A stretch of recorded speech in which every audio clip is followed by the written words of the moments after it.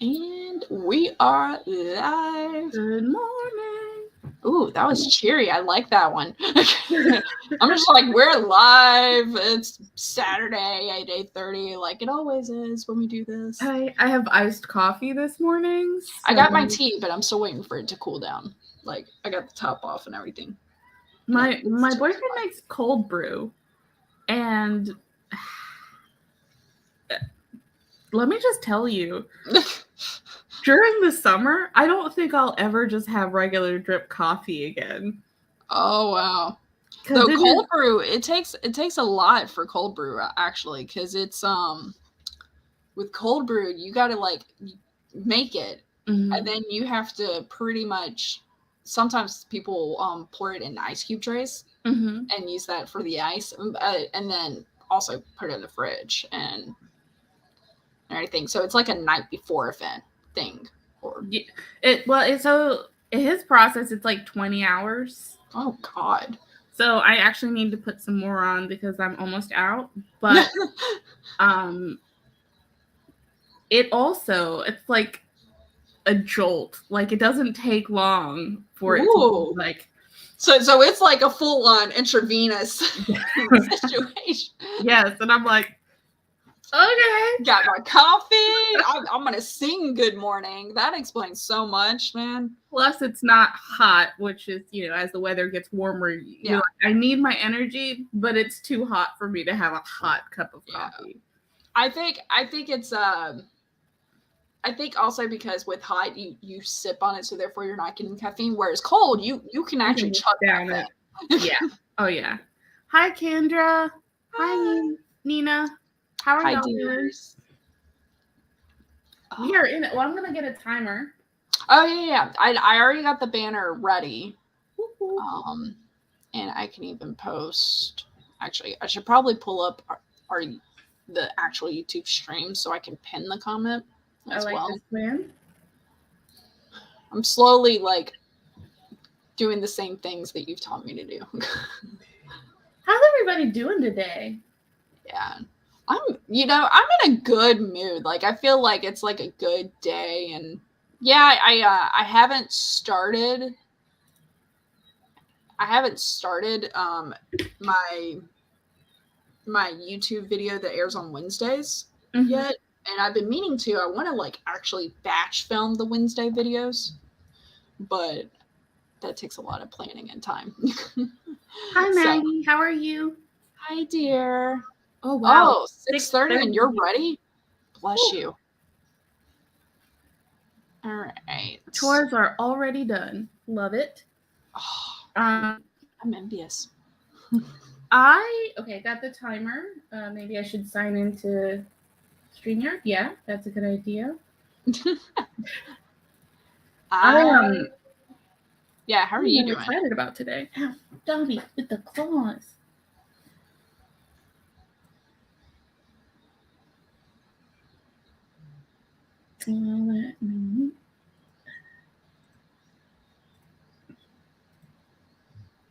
We've got Zara Hoffman's timer today. Yay! Gulping coffee. We were just talking about that. All right. So the prompt today is a dinner party. The words to include are Phoenix, canvas, homesick, evening, spicy, rooftop, cicada, orthodox, ding, and spruce. Ooh. I've got ideas for this already.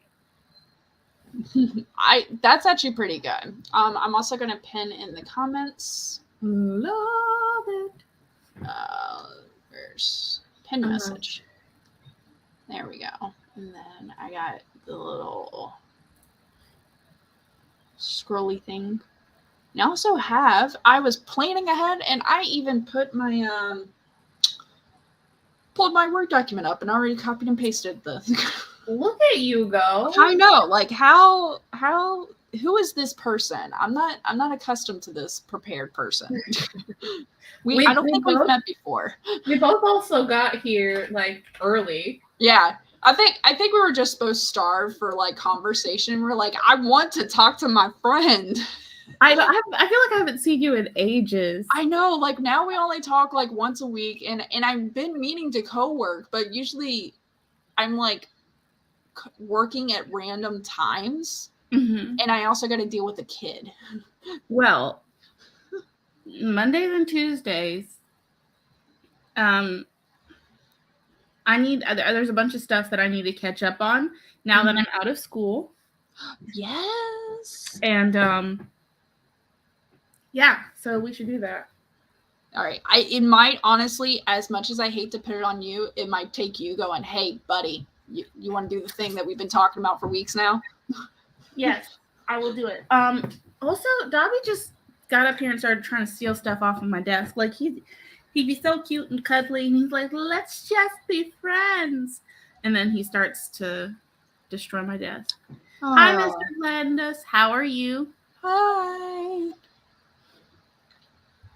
Man. Are we ready? Are we doing this? Maggie, Dobby is overlording. Oh my God, Chandra, you're going to IKEA? Don't get lost. Just follow the arrows. Don't backtrack, okay? Never backtrack in IKEA. Okay, so I have a confession to make. I've never been to IKEA. It's okay. We forgive you. It wasn't until I moved to Germany and that's when I finally went to an IKEA. And I understand the appeal. I definitely do. Especially when you're trying to furnish your house. Fair. So it works.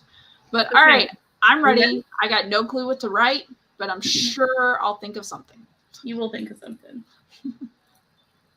All right, 3, 2, 1. In the words of Zara, happy productivity or self-care.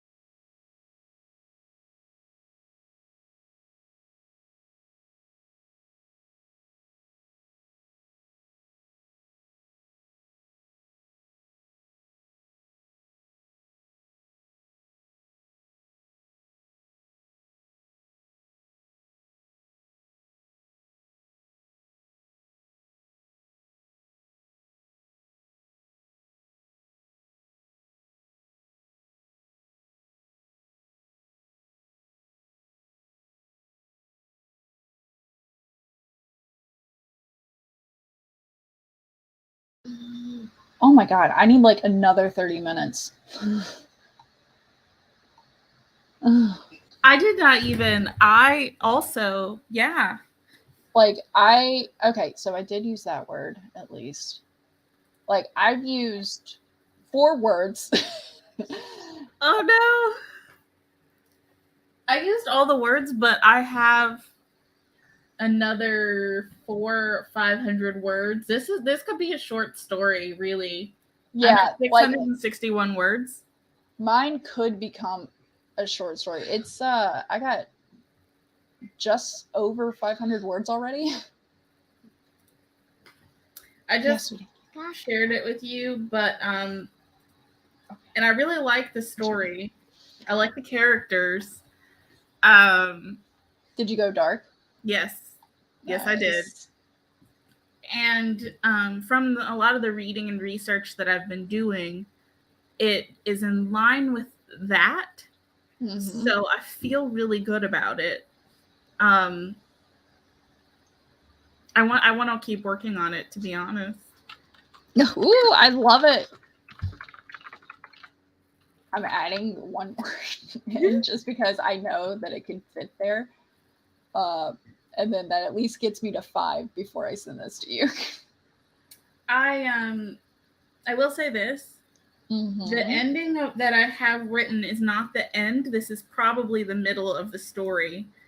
And it's a kind of a cliffhanger. Same as mine. Like,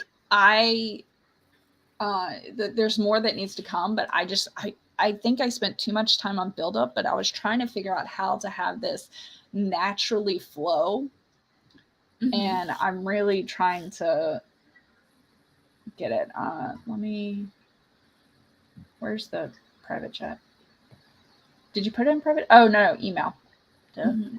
Ow, Dobby, why are you hurting me? He wants you to know what you're missing. All right. There we go. He said, stop. You're squeezing. Okay. I'm opening yours. I've copied my story, and I'm just going to paste it at the end of yours. Okay. When I get to the end.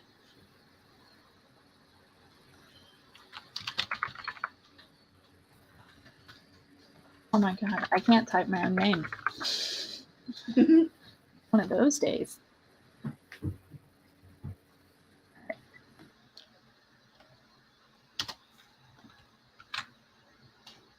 Fine, paste.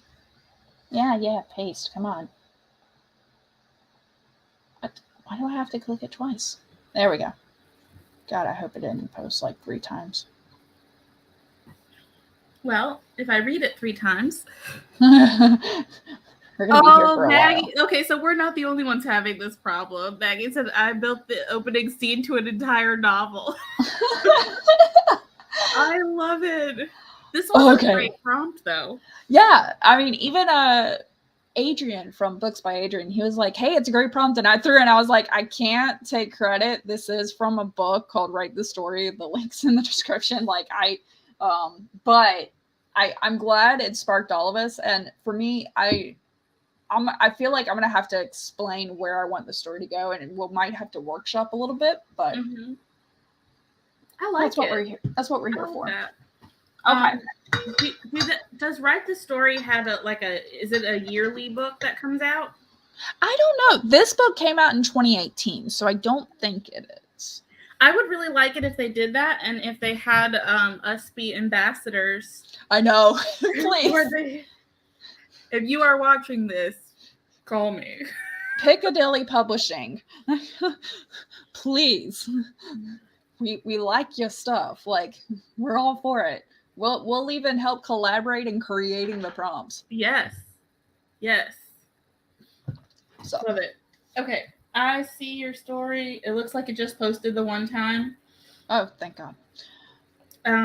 Dobby, I know why you're like this, but why are you like this? All right. I'll just go ahead and read yours first because it's there first. So it's easier than us doing rock, paper, scissors and flip a coin. All right. This is Chandra's story as read by me. Oh, and I need to take off the... There. I like to keep the prompt up in case anyone's looking out for that, but all right. Dogs, hush. All right.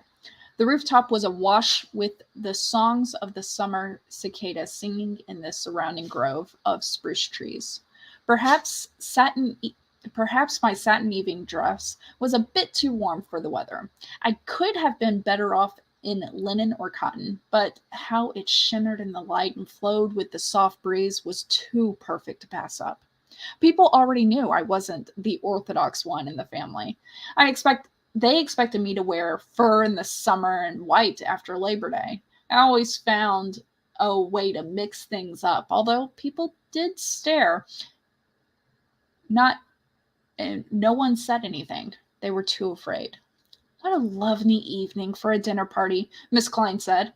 And all this time for my Andrew. And all of this for my Andrew. She sashayed up the stairs and out onto the terrace in her usual manner, her voice pitched a little loud and her movements too big and exaggerated to be subtle. She thought that was the way to make an entrance. She did not know that everyone talked about her behind her back. Hello, darling. I could hear the wait, that's the guy. Okay. Hello, darling. I could hear the bass of Andrew's voice before I saw his face. Ricky grabbed my arm and pulled me away from the guest. He's not my boyfriend, but he tries to be. People consider us an item, but I won't commit. Still, I let him guide me away. He knows me too well and doesn't want me to spoil the evening, at least not yet. Something about the party makes me feel homesick. It's strange because this is my home, or at least my parents' house. I have everything I need to make myself quite comfortable, but something is nagging in the back of my mind. I start to sweat, feeling a nagging sensation. Things go a bit fuzzy around the edges, and I watch the rest of the guests arrive, but have a hard time picking them out, even though I've known them all my life. A waiter hands... Yes, Spencer. Good job. Back to the story. A waiter hands out glasses of champagne. Ricky presses one into my hand. I take it numbly. I'm outside myself, looking at the summer lights as a backdrop of a painter's canvas. I shouldn't be here. I wasn't supposed to come out yet. Alice? Ricky says. This isn't Alice. Rick frowns. In the distance, they are drinking to Andrew Klein's success. I hope the fare isn't too spicy, he's saying. I hope the fare isn't too spicy, he's saying. I know he just got back from Africa. He's been taking the good word to the savages, and everyone is pleased as punch. Not me. Alice?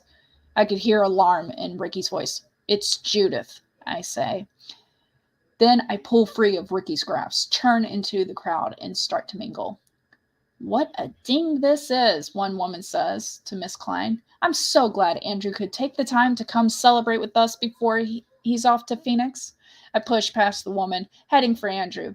I can hear Ricky behind me. Miss Klein is trying to break away from her conversation too. They all know. They try to keep me away from him. I smile at my cousin Mindy as she smiles back. I love your dress, Alice, she says. Alice doesn't answer.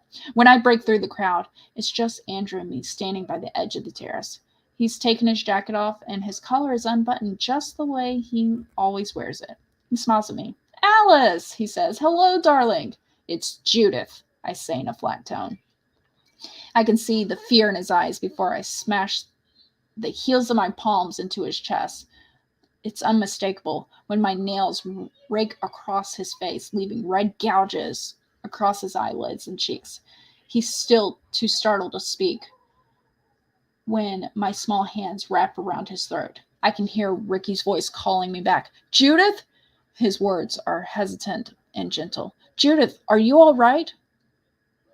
Oh man, where the hell is this story going? Like, I kept on scrolling and then I read into mine. I'm like, no, I don't want that. I want this one. Oh my goodness. What is happening? Okay, so I'm thinking split personality situation. And so did you ever see the show The Sinner? Mm-mm. Okay. It's been out for a while, and I'm about to slightly ruin season 1 for you, which honestly is the best one, so I don't want to ruin it too bad. But it's a situation where someone has forgotten something in their past, but their body remembers and reacts a certain way, and triggered by external factors and such like that. So it kind of made me think of that a little bit. And I'm curious, like, if that's something where, like Alice allowed this personality, Judith, to come into her life to deal with some trauma. And Andrew might be the source of that trauma. Something Andrew, because he's so perfect now. Guess what? He wasn't always perfect. It was probably like a Duggar situation, maybe. Not to use that, but that's where I feel like it's going. And everyone knew about it, like Miss Klein, and I don't think Ricky quite knows details, but he knows something. But he's trying to save her and stuff. And yeah, interesting. That's where I feel like it's headed. And and he's you've already mentioned being on the terrace, so I'm wondering. And she's got her hands on his throat, but I'm like, is she gonna like fling him off the edge or find some super strength in there? So yeah, you're on the nose with everything. I've been watching this documentary, and it is the woman who pioneered the study of what was multiple personality disorder and is now known as dissociative identity disorder. Yes. And she talked about like the way that manifests, especially in criminals. And so I was like, I kind of want to pull that into a story and give a little bit more perspective, because I feel like usually it's you read about it from the external perspective, not from the internal perspective. So a lot of what I use in the story is descriptors of the experiences of patients that she's interviewed. Oh, nice. So the times I've seen this was like Fight Club was from the perspective of the person, and then it became a twist at the end of like, oh no, it's the same person. And then what was the other one? Oh, in the show Moon Knight. Oh, I've not seen that. Yeah, it's on Disney Plus. There's a dissociative identity, but it's like you fall in love with both identities. Like you root for them both and want them both to be together. You don't see them as separate. Like you see them as two separate people and stuff. It's really interesting. Yeah. And Maggie, that's why no one knows her name, because in the when everything goes fuzzy and she's like not quite placing everything, that's when the switch is happening. So she is Alice when she gets to the party, and then Judith comes out once she hears the key phrase from Andrew. And that's when she like really like. Now with that fuzziness, I'll tell you where my mind started to go. I was thinking, because you were painting this picture of like Rick wants to be the boyfriend, I let him and stuff like that, and he hands her a drink in her grasp and stuff like that, and I'm like, oh, he spiked it. Like that was my mind, was that he spiked the drink and he was about to take advantage. And because she started getting fuzzy. But I feel like that is actually a good like red herring situation, because then it's like, oh no. That's good to know, because I was like, wait, no, that's not. But yeah, but no. It like it happens quick enough that it doesn't allow me to go down that line too far before I go, no, wait, she's changing personalities. No, I didn't know the fuzziness was due to personalities. It's just that I became focused on that versus fuzziness. But maybe if you threw in once Judith comes in, things went clear again, and she saw everyone's, like maybe she has heightened senses or something like that.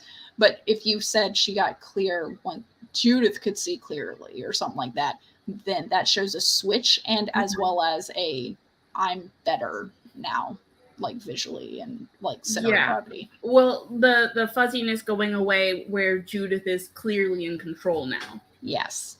Okay, I like that. Yeah. Yeah, I think that's good. But yeah, you can see where like there's a whole lot more I could write on this. Yes. Like, does she throw Andrew off the roof? Yeah, like I mean, you left us with her hands is on his throat and everything. Yeah, and the thing that I wanted to also clarify is where there's some empathy coming from someone where everyone else has kind of protected Andrew and she's been left in this really dark place. Yeah. And they're like, look, just don't make a scene. We don't really care what happens, just don't make a scene. Yeah. And so Ricky being in the place of the psychologist in the documentary, basically, to fill that role of the person who identifies the alter and is empathetic to Alice and Judith and doesn't exclude either of them. Yeah. I wonder, so I feel like you could show a little more of like they're protecting Andrew from her type situation, like because they don't want her to do anything, is if you had like Miss Klein or even her own mother or something go, Ricky, why don't you take Alice over there? Andrew's about to arrive or something like that. And like have that situation. Now that kind of lessens Ricky's strength because right now it's his idea to be like, oh, come on, like come with me. You don't want to see this. Or maybe she overhears Mrs. Klein saying something to her mother of like, oh, I'm glad that Ricky's pulled Alice away, or yes, there we go. That way it shows. Yeah, like Ricky has his autonomy. Yeah. And but it still lets everybody know everyone is aware except for her cousin. Yeah. Who's like kind of oblivious, but I got that. Where Mindy is kind of oblivious. Yeah. Yeah, I think that's good where the mom and the aunt have a conversation. And then Judith comes out and is like, oh, buddy. And you got another thing coming. Yeah. Yeah. I love our workshops, like the potential conversations. Yeah. And also, Maggie, can I just say how much I love that you got the Gatsby vibe, because I was 100% going for that. I loved it and everything. The only thing you were missing was a green light. But if you do set it on a lake, like there's a lake, because the way I imagine the terrace in my head was like the terrace is above and then it's like you fall off and there's like rocks and ocean or like a cliff lake or whatever, like right there. Yeah. So like pretty much if you fall, like there's no chance, dude, because of the rocks. The biggest question, and I don't have an answer to this, I don't know if she does push Andrew off the terrace or not. Yeah, it's kind of a like, is Ricky going to be able to talk Judith down or bring Alice back and everything? Is it going to be a jump back and forth where Alice comes back to it and goes, like, is freaking out, like her hands around her stomach. She's like, oh my God, like what? What happened or something like that. Yeah. That could be interesting. Yeah. And then the level of dissociative identity disorder, like, is it all other personalities black out and isn't aware what the current one is? Or can they communicate all at the same time with each other? Yeah. So that's interesting that you mentioned that, because for some people, yes, and for some people, no. Or it's more of like an alter is talking to them. Yeah. I think sometimes watch Moon Knight. It's season 1. I think it's like 8 episodes, might be 10 max, or it might be 6. Somewhere in there. But it's hold on, buddy. But there's times where sometimes he blacks out, sometimes he can talk at the same time, usually looking at mirrors talking to his person. And not saying that Moon Knight probably is like the best example of DID, but it's another source at least. Yeah. And this would definitely be something that once I'm finished with it would need a sensitivity reader. Yeah. So make sure you're representing it well and stuff. Well, and I mean that's honestly it's a complaint that I've had, and I have a book review where I reference that because the character has DID, and part of how it manifests in that is that they kill a cat. And I'm like, that doesn't have anything to do with DID. Like, people don't. Yeah, they're not just going to go around killing cats because they're trying to, like, they have their crime planned out. Like, that's not how this works. That's not how any of this works. It was like, it made everything seem premeditated, whereas from my understanding of DID, when an alter comes out, it's usually as a mechanism of protecting oneself. Yeah, from harm, not causing harm. Yeah. Yeah. And whatever the trigger is, like, that comes out, but they're not going around intentionally, like, triggering themselves and planning crimes and going on a spree. Like, yeah. So. Yeah. I'm excited for this story. I'm really liking it, and like I said, the characters to me are fun. Yeah. Okay, let me read your story now. All right. What a beautiful piece, Linda. Do you always work with canvas? Cheryl asked, pursing her lips into a fake smile. Linda batted her eyelashes. Oh no, this was my first time. I usually dabble in clay, but decided for a change. Cheryl took a sip of her wine and nodded in approval. Definitely worth including in your many artistic ventures, she said before turning on her heel. Before Linda had a chance to respond. Why do we always do this? Rick and James were talking in the sitting room when Cheryl sat down and intertwined her arms with James as their legs pressed together. Rick smiled, then quickly stood up. Guess I should see if Lyndon needs help in the kitchen. Oh yes, Cheryl said. I'm starving. After Rick left, Cheryl leaned towards Rick's ear. How much longer do we need to? That should be James. I switched them. That should be James. She leaned towards James. After Rick left, Cheryl leaned towards James' ear. How much longer do we need to stay here? We practically come and visit every month, she whispered. James's brow furrowed. Cheryl, they're my friends. Hell, I'm practically an uncle to both their kids. Cheryl rolled her eyes. Fine, but I'm not looking at that disgusting Phoenix painting again. I just wanted this evening to be over with. Jumping off the rooftop seemed more appealing than dinner talk. Linda and Rick walked in, interrupting the tense discussion. All right, we got dinner on the table. Anyone need a refill on their drinks? Linda wiggled the wine bottle in her hand. Cheryl held up her glass with a smile. Linda poured, glancing worriedly at Rick before returning Cheryl's smile. Cheryl stole a quick glance at James as he stood up and headed to the dining table. Cheryl was the last to enter the dining room, as she froze, staring at the family photos on the sideboard in the hallway. Pursing her lips, she sat down in a huff. The others exchanged nervous glances at each other before beginning to grab dishes to serve themselves. So, Cheryl snapped. How are the kids, Linda? Linda wearily smiled. They're good. Cassie is at science camp, but a little homesick this week, and Rachel is spending the night at a friend's.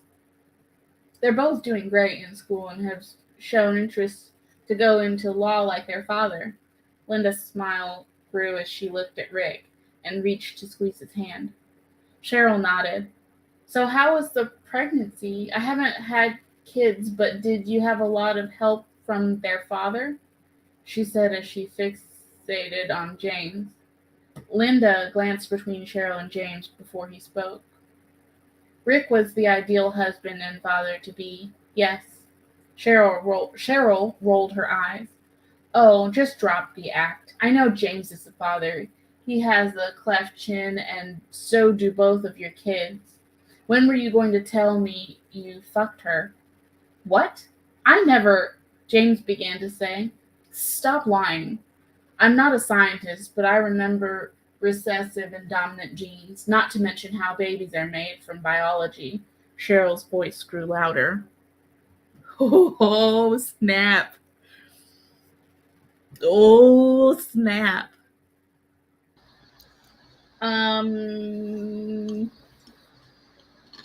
Cliffhangers are us. Also, Rick and Ricky. We're a mess. Okay, so there's cursed lips at 2 different points that kind of jumped out at me because I'd like to see a little bit more expression. Okay. From Cheryl. I also noticed there's a lot of Cheryl this, Cheryl that, and I think it would be nice if some of those were combined into sentences. You could say Cheryl, blah, blah, blah, blah, she, blah, blah, blah, blah. Yeah. And that's maybe not necessarily just because I have a really hard time saying Cheryl.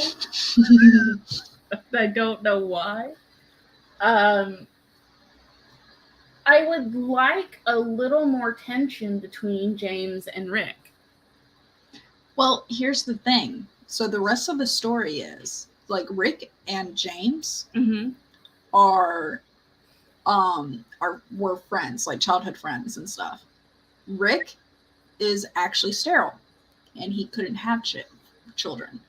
So when him and Linda wanted to have children and they found that out, he still wanted to be a father. And so they knew when this was intentional, there was no cheating. Yes, exactly. Like and they asked their friend to it. But Cheryl is dating James, and it has been for a while, but has never been told. Oh. And so she thinks she's uncovering something and is like, making a scene at dinner, making a scene at dinner and like going, and poor Rick, how has he never found out, and it's like, no, we all know. And then she's going to insinuate that they had sex. And I thought about like, oh, did they? But I'm like, you know what? No, he's a lawyer. They were rich enough to do insemination to be able to do it that way. But okay, so first of all, I love the story. I love the twist. Yeah. I think you need to finish it. But also, have you seen the documentary Our Father? It's on the list. Oh my God. Watch it. If you haven't, okay, it's disturbing. It is disturbing. Oh, yeah, it is so disturbing.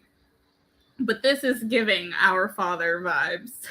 Yeah. In a separate way. But like, yeah, this is consensual Our Father. Yes. But then also, so here's the thing. And this is why I kind of wrote it, like, what's the idea? So James is practically an uncle to the kids, but he has like no paternal claim to them. He's like, nope, no problem. I don't mind helping my friend. Y'all want to be parents, I will gladly do it, and whatever. So he does it. And Rick and Linda want to be parents, wanted that. And James is completely fine going, I'm good. So is he required then to tell a future spouse, by the way, I am the paternal parent, but I'm not their parent. I have no claim to these children. I may be like an uncle or whatever to them because I'm just so close to their parents, but I'm not, like, is he required? Does he need to? Why does it matter? So here's my thing, and here's what comes up in Our Father, and I don't feel like this is a spoiler. I think it's just common sense. The only time it becomes relevant is if you have your own children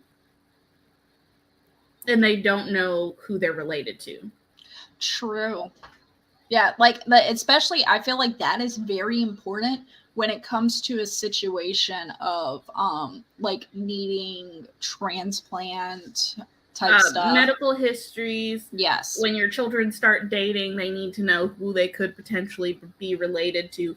But that's not, what Maggie said. That's not until the relationship gets to the we're having children discussion. Yeah. And I agree with that, but it would be like along the lines of, hey, we're talking about having kids, just so you know, I was a sperm donor in the past, or I was an egg donor in the past. And is it a factor if you actually know children resulted in that donation? And like, you know of them. Like, I think whether or not you know that would be an important thing to mention. I think that way kids can do like a 23andMe, or it would be like, if you're adopted, you kind of want to know that before you start dating people. Yes.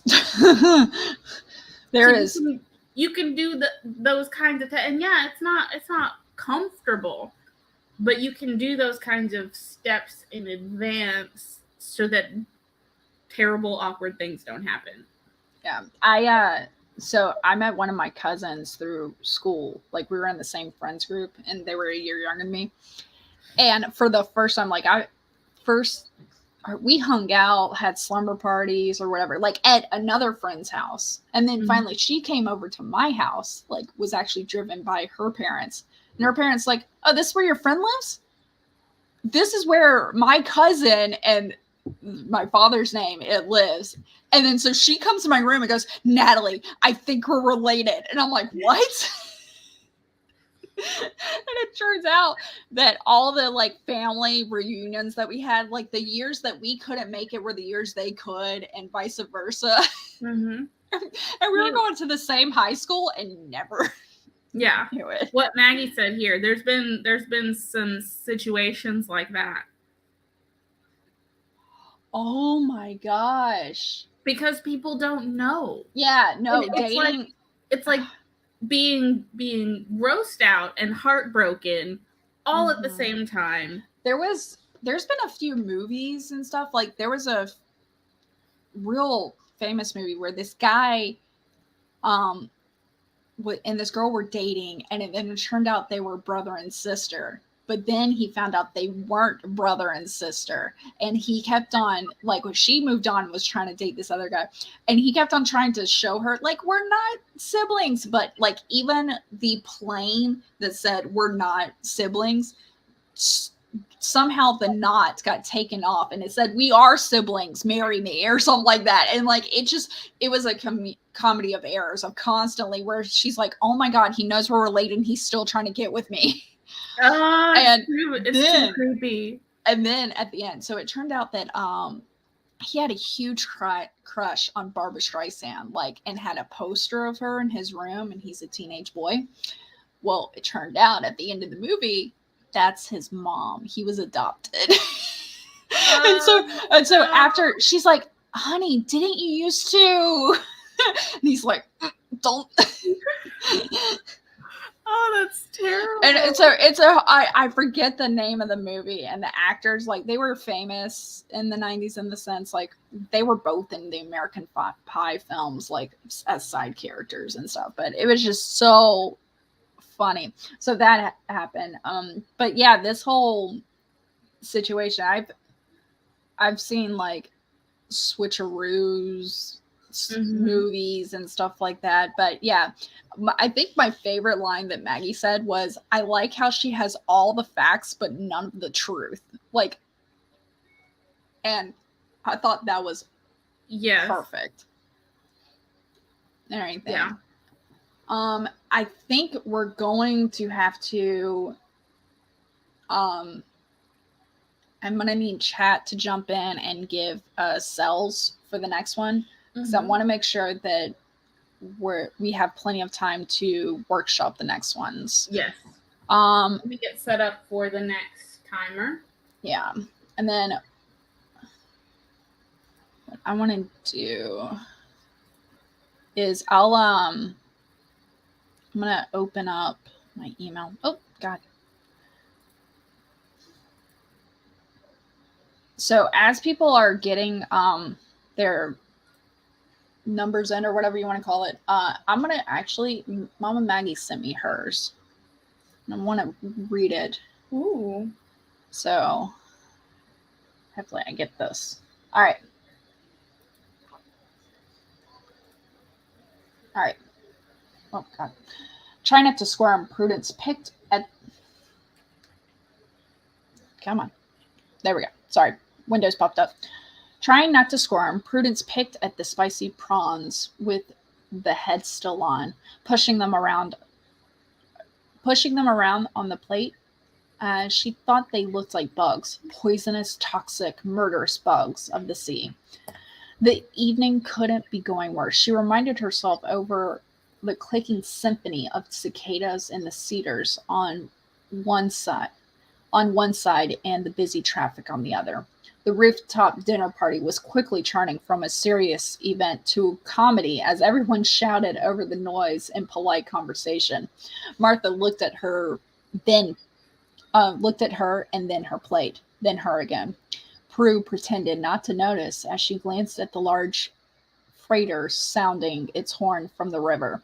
Shane pinched her arm, muttering in a low, angry tone, "Eat your prawns, Prue." She looked at him, aghast in horror, whispering back loudly, "I can't."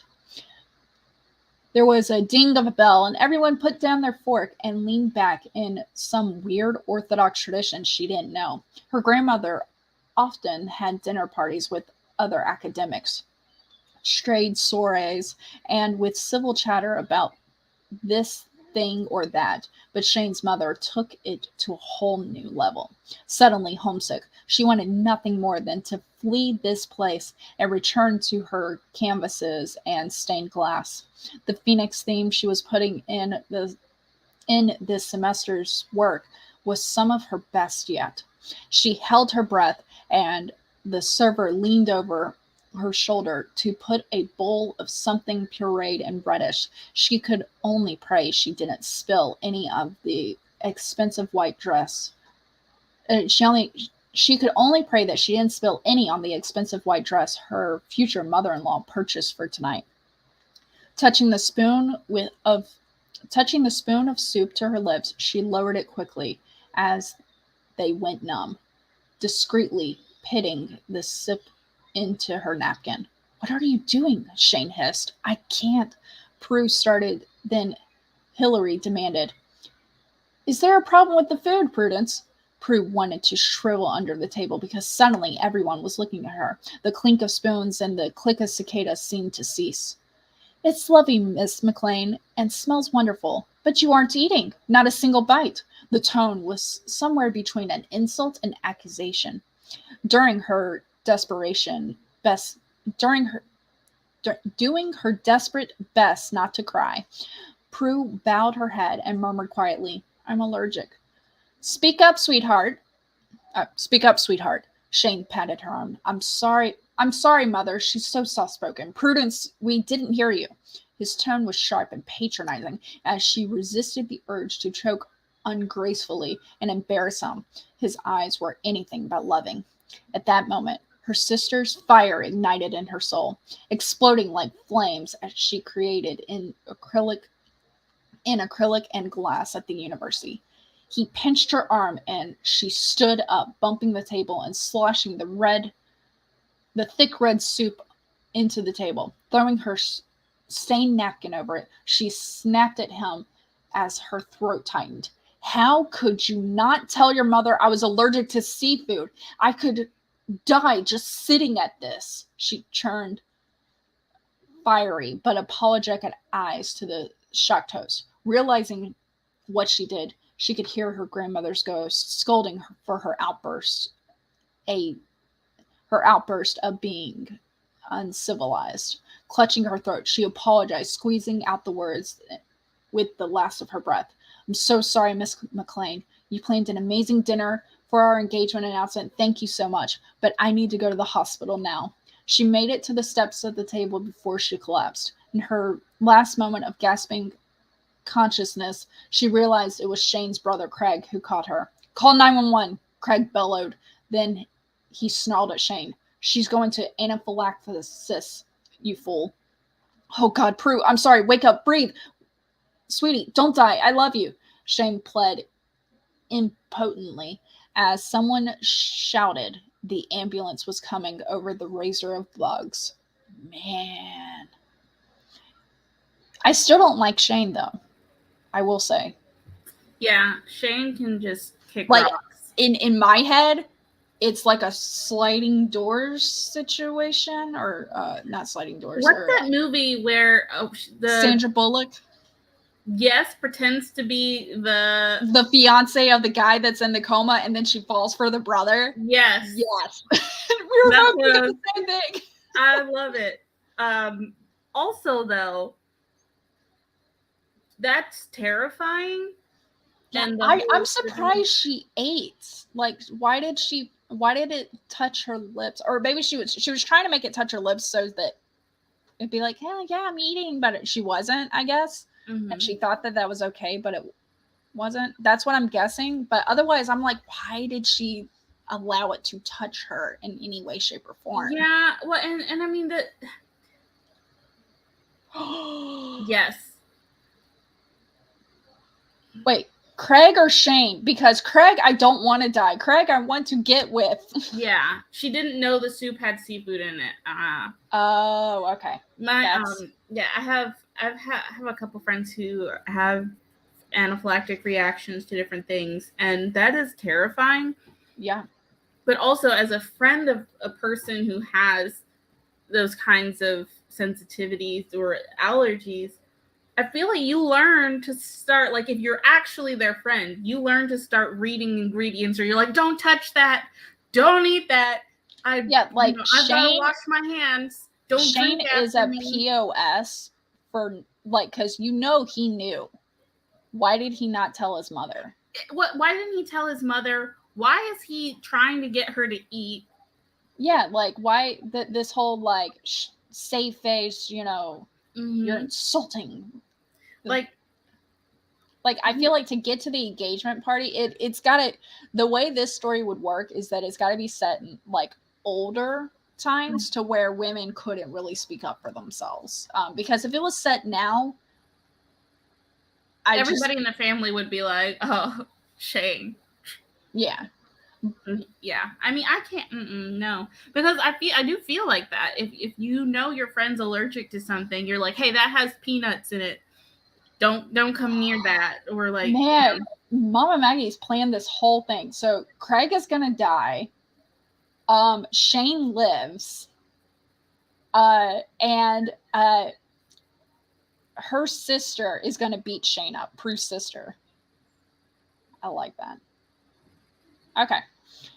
Could you call out the numbers and letter combinations for me, yes, please? So the first one is 12. I'm assuming that is for the prompt. Yeah. We'll start making notes here. 12 is taken, so we'll need another number. Or we can go down, which actually, that one could work. Here. So the down one says, strike a conversation while waiting. I'll take it. Strike a conversation while waiting? Yep. Okay. And then the first one is B60. That one's been taken, so left or right? Left. Conserve. Z19.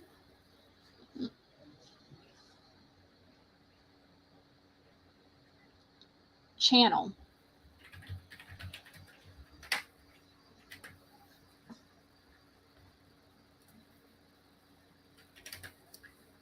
K12.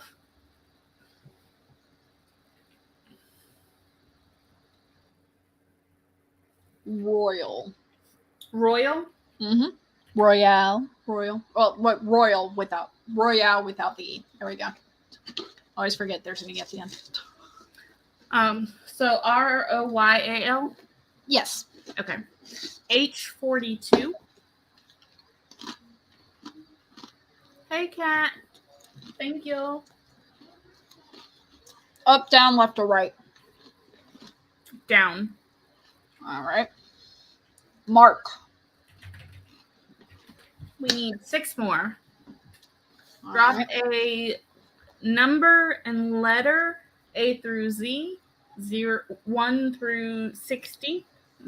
1 through 60. Don't listen to me. You haven't picked one yet. All right. 23. Z keeps popping in my head.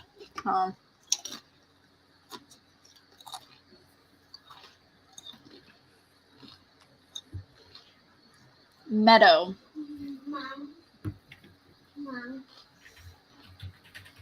Yes, Spencer. I said, I told Nana. Later today, yes. Okay. Why? Because she's probably not awake. H7. H7?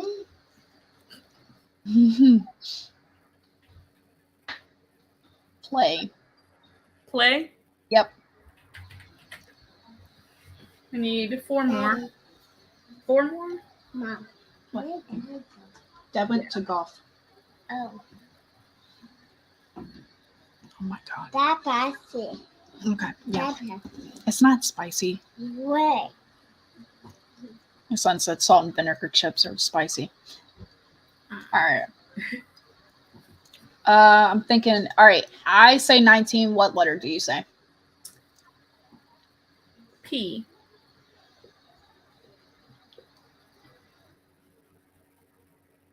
Up, down, left, or right? Right. Car. Okay, I say 32. X.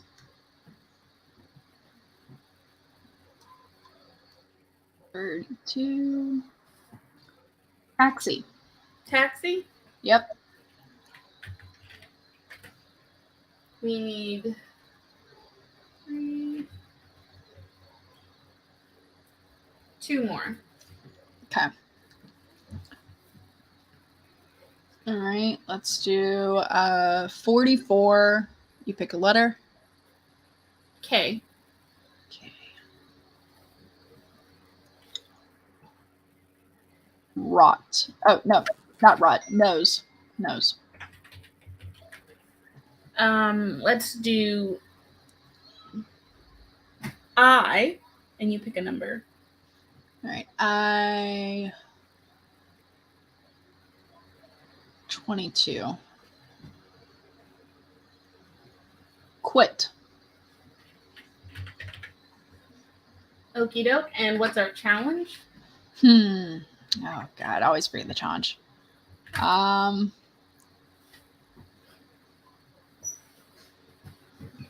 Use the words incorrectly. Ooh. Yeah. Write all the characters as animals. Write your horror or happy, whichever's not comfortable for us. Set during a historical event. Can we use all words incorrectly? Yeah, let's do that one. So this is like as if we don't have the right definition for it. So the way I think of it is like Mike Tyson. The not Mike Tyson as he is, but the way he's depicted. Because I know it's more of a caricature. Yeah, that one. So I think of a Dana Carvey skit stand-up where he says, "Man, you're putting people up on a pedicure." And the word would have been pedicure, like one of the 10 words would have been pedicure that we use in place for the word pedestal. So that's what we mean by using the wrong word. I just put it in the chat so you can pin that one.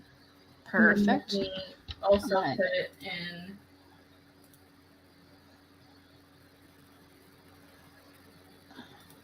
Cool. Oh, you're putting in the banner? Yeah. Oh, okay.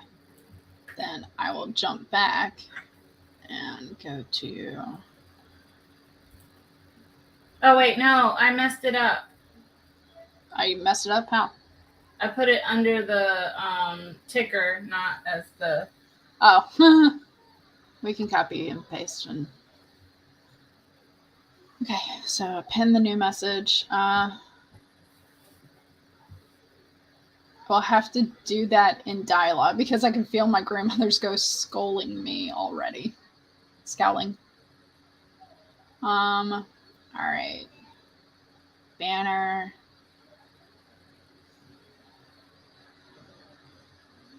I'm starting to think you and I don't have access to the same banners.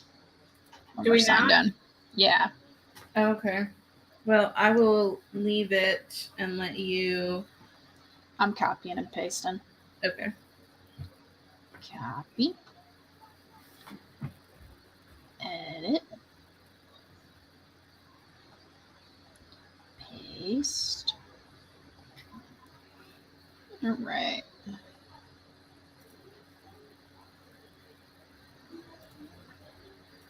Cut.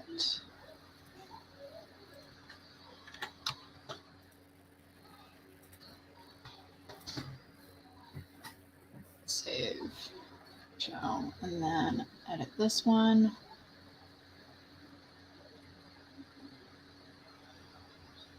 Paste. Oh, killing me, Smalls. There we go. Okay, ready. And hey, we'll still be good on time, I think. All right. And we will begin in 3, 2, and 1.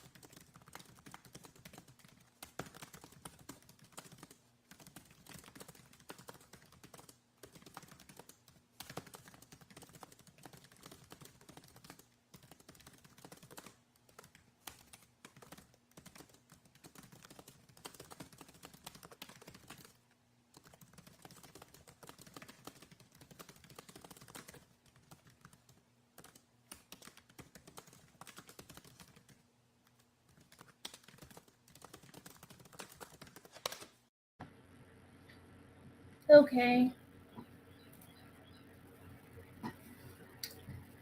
I didn't reread.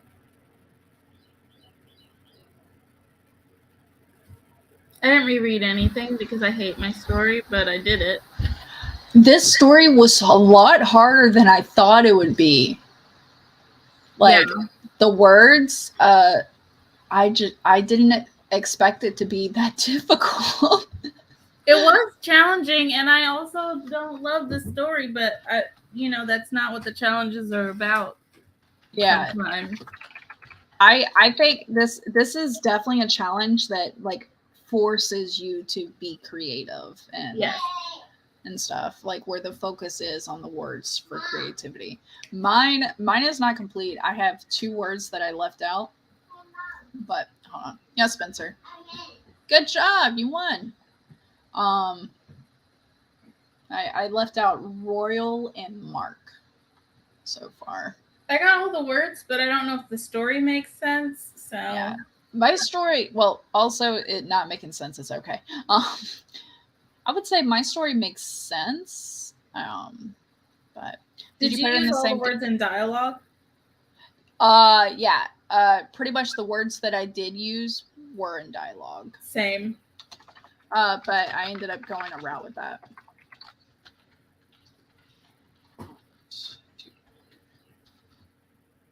All right, I'm pasting it in the document. Okay. I need like 5 minutes to go over. My influencer interview is funny to me. Oh, I like the sound of that. That actually sounds good. Like, because the idea of using the wrong words or using the words in the wrong context, I think is the best way to explain this one, is you're either going to get like kids who aren't really familiar, but I feel like you can only do that with big words with kids because you don't want them to seem completely dumb, or you got to use somebody who's like an influencer situation and really play up the stigma. And or you can do what I did, which I'll let you figure that out. I just realized I neglected a key sentence that explains everything. Type that in quickly. Yeah, I just jotted that. Just deet. So it's in there now. Yay. But let me read your story first. All right. Sandy pulls out another bag of chips as she stuffs the empty bag into her purse. Mom, that's like lighting a new cigarette with the one you just smoked. Maybe give your brain a chance to realize you're full, Kimberly pleaded. Oh, it's fine, dear. I conserve enough energy to allow me to eat this, Sandy said. Kimberly sighed. She knew another fit was coming and didn't want to argue with her mother. Waiting for the doctor was bad enough, but at least they would get answers to what is going on. So, Mom, what did you do today before I picked you up? Did you feed and walk Jessie? Kimberly asked. Oh, I've been very busy. I walked the car. Those hills felt like meadows. I went online and played the taxis. Kim's brow furrowed. The last one confused her the most. You paid the taxes? She finally asked. Sandy nodded. Yes, that is what I said. Weren't you listening? Other than Sandy's chewing on the final chip, silence enveloped the two as they heard doctors and nurses pass by their room. Right as Kim was about to step out to find someone, a knock came over the door. Nose in, Sandy said. Kim glanced at her mother and raised her eyebrows. That was the most normal thing she had said in the past month. Miss Evergreen walked over to the light boxes on the wall and placed black and gray transparencies on them before turning the light on. We've completed your scan, and we believe more tests need to be done. A scoff escaped Kim's lips. So you don't know what's wrong. The doctor pressed her lips together.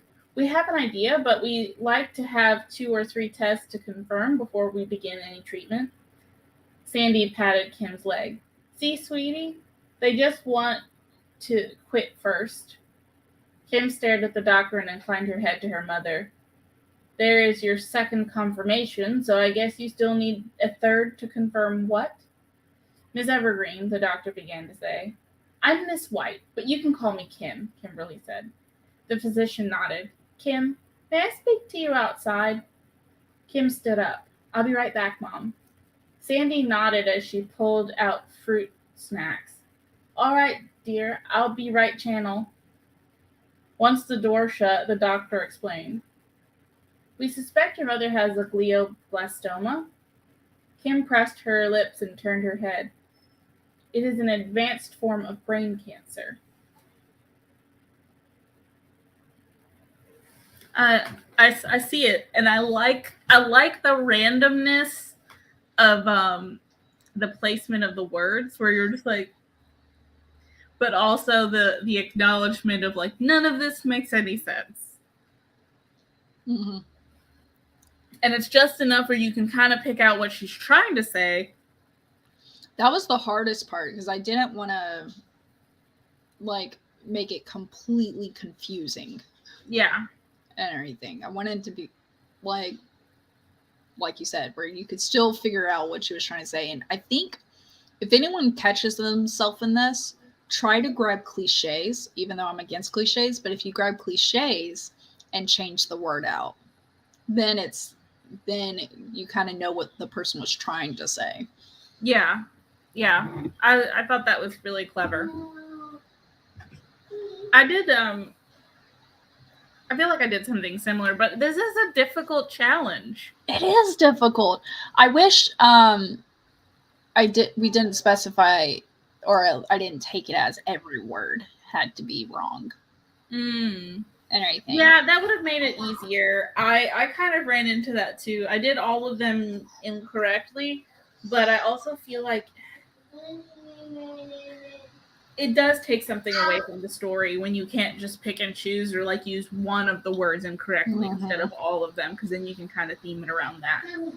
But I think it does make the story idea as a whole more creative because you have to put a bit more effort into the idea, and the word usage has to lend itself to the idea of the story. Yeah. No. I know this one hit home for me because my grandmother actually had a glioblastoma, and one of the signs was she was using words incorrectly. Mm-hmm. And I actually included that in my book as well, because that can affect people where they use words incorrectly. And I thought I had something because I kept on using words incorrectly, but no, stress can cause it too. Mm-hmm.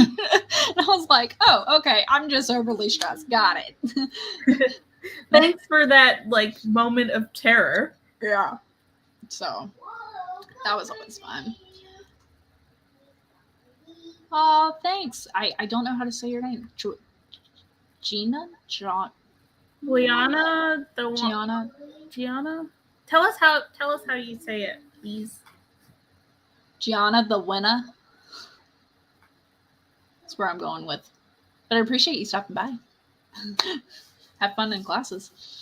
I feel like you've told me this before, and I'm just kind of a dodo right now. So sorry. Yeah, it happens. Okay.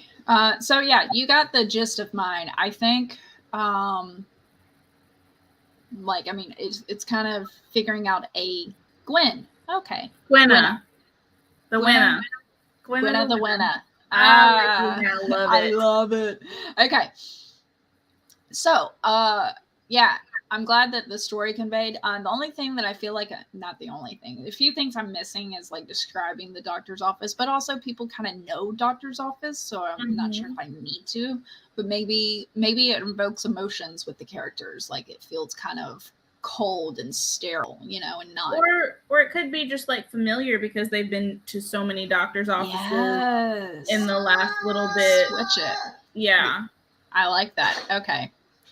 So I could see that too. Yeah. I like that idea of like it becomes familiar, and at this point, it's like seriously. Yeah.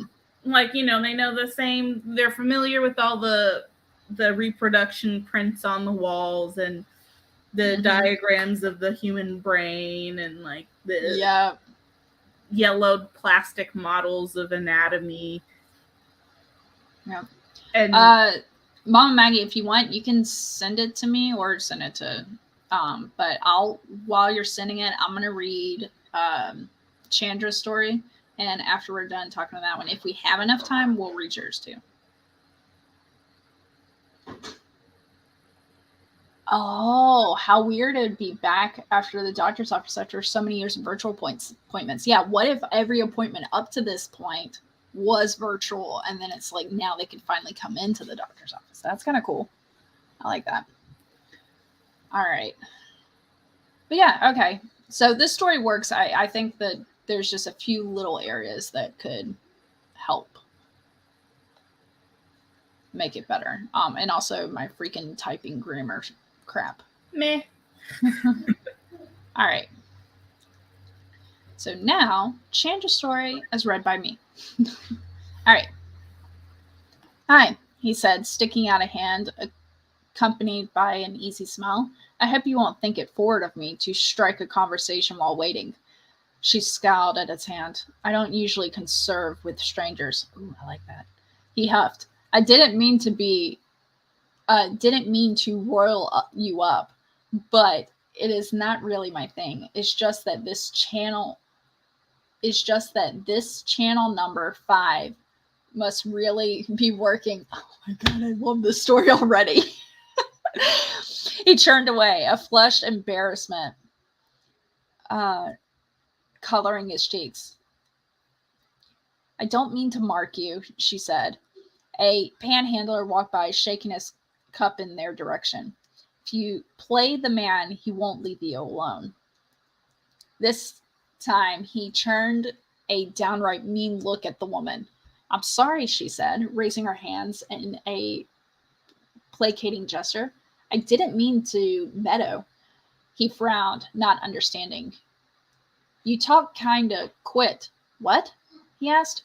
I can't hear you all over the nose. You're not making any sense, he shouted. I can car you a cab. No, look, not with the taxi. He turned his head to the side, trying to make out what she was saying. He batted her hand away, and she kept reaching for him. What the hell, lady? She proffered the earbud she plucked from his ear. I don't usually converse with strangers, but you dropped your wallet. I think the panhandler took your cash, but I can call you a cab. He blushed sheepishly. It's really kind of you. I loved it. Oh my God. So what I like with it is that you stayed closer to the word that you were trying to convey. So like royal and rile you up and stuff like that. Like that was perfect. Like I like that you kept it there. And then like Chanel number 5 versus channel number 5. And like the fact that you were able to stay true to the word that you were trying to say, but you were using these words incorrectly. Perfect. Like chef's kiss with it. And I'm a little jealous because I wish I did that. I don't mean to mark you. What was that supposed to be, though? I don't mean to mock you. Mock. Okay. And then I got that you talk kind of quiet instead of quit. I can't hear you all over the nose instead of noise. And then I can car you a cab, and I can call you a cab. But what is not with the taxi?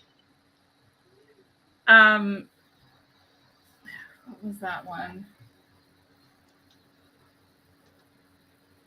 I think it was like something about taxes. Oh, okay. Where she's like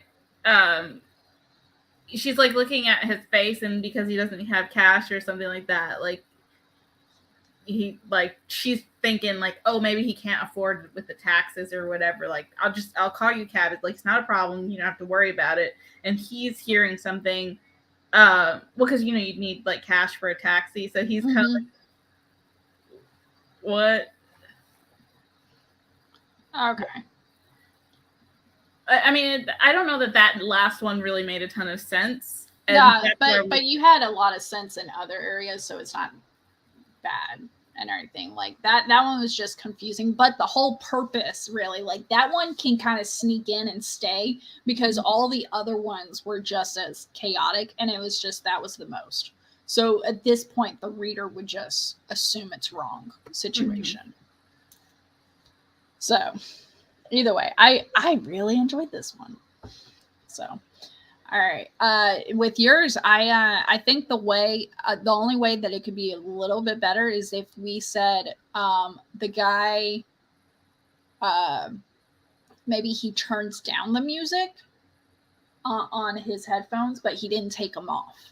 And so it's like he tried to bring it down and then have a conversation, but then at the end she's like, seriously, like, and pulls the headphones out, like, listen.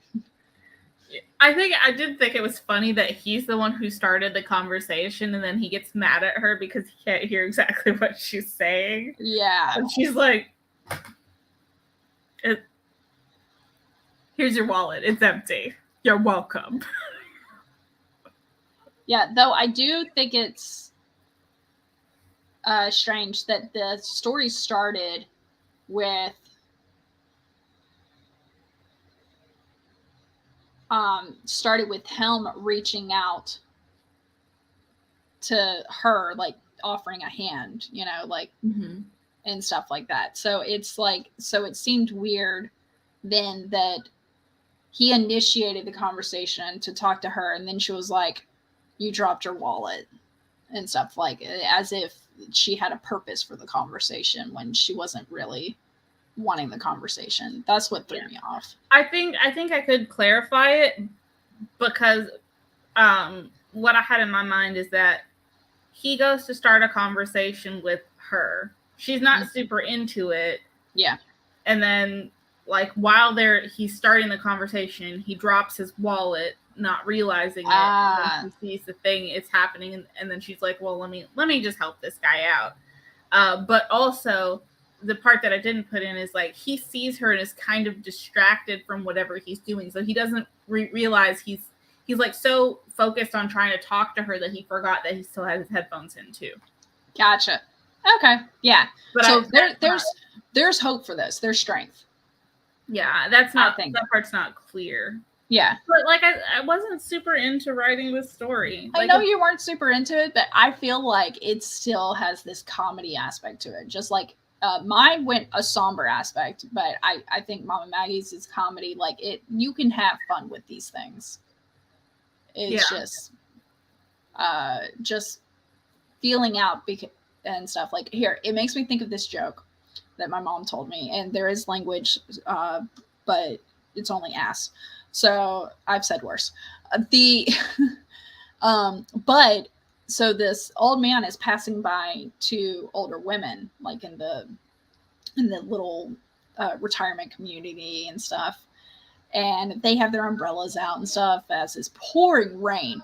And he goes, "Took your ass with a feather?" They turn around and go, "Excuse me." And he goes, "Particularly nasty weather."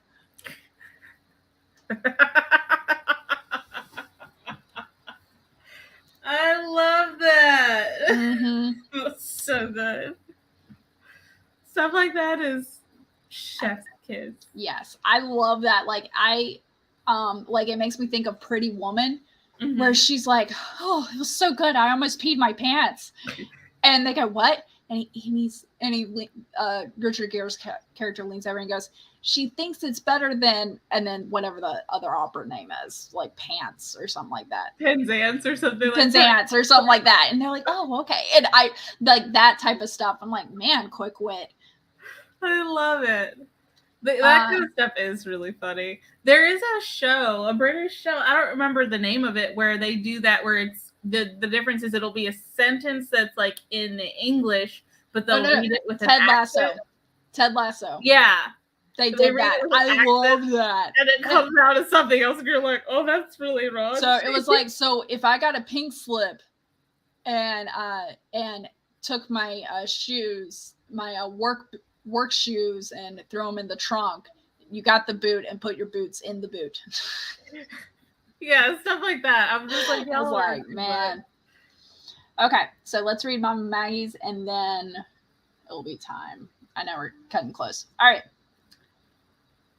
300 words, so she actually wrote less than she normally does. The editor rubbed his forehead as the feed continued, casting a stressed glance at the producer while waiting for the remote interview to conclude. As she tapped her nose ring, the alleged influencer boldly declared, "Girls gotta quit being taxied to the play's car." So you advocate for young women to focus more on education and work than relationships with your Future Starts Now program? Please tell me about it. UCM, that's on the replay. TikTok on the clock, not us today. I'm just saying, ladies, no time for no scrubs is okay. Batteries are better, but if you need it, wrap it before you tap it. Oh my God. And that leads us to your safe sex and STD prevention advocacy being both parties' responsibility. Men are those two-headed snakes in the freak zoo, but our meadows aren't a nature channel flick. Show some tender and have some respect. Protect the lawn or get off the grass. I love this.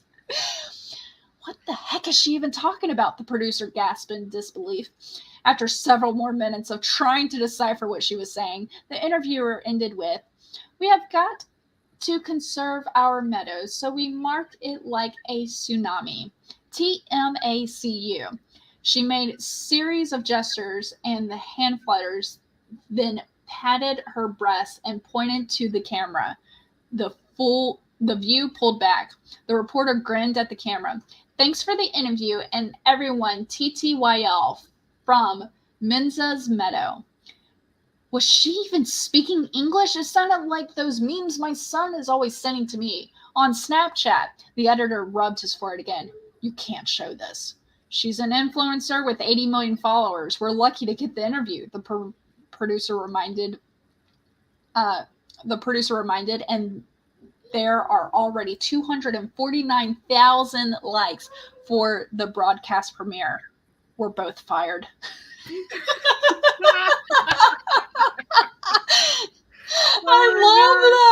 I love that. Like, you wrote all of that, and it uses all the words, but it doesn't mean anything. Like, there's sometimes where you're like, oh, I get it. Like, okay, they're talking about safe sex and everything. And then there's other times you're like, what? And stuff. And then I just, the ending, the last line up, "We're both fired." Like, perfect. Like, and that's what people would think. But then honestly, a lot of things can be forgiven if, like, things go viral. On the other hand, there's that newscaster where she had a seizure. Yes. Yeah. While she was talking, and it was like, it was a type of stroke, I think, actually. It might have been. And nobody knew what was happening, and she was like freaking out too, because she was like, what am I saying? It's not what I'm like. I hear myself, and that's not what I'm trying to say, or those are not the words that are in my head, and the kind of panic that happened. So it's like there's different explanations for it, but this is so vague. It's like, does the influencer know what they're saying? Is she trolling them? Is it like, what? Yeah, I love this. I'm glad we ended with it. So I think it's great. But yes, Chandra, if you want to give your outro, and then I'll give my quick outro. Links are down below, bottom line. Yes, follow.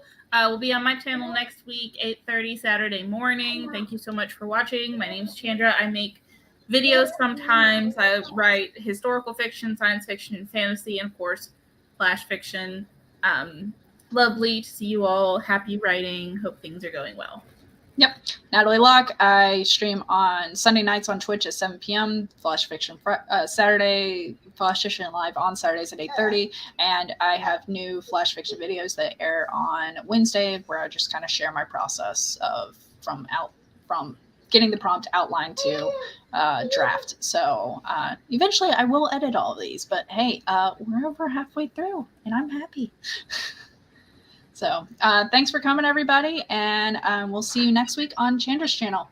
Bye. Bye. No, I'm pressing it. I got to be quick.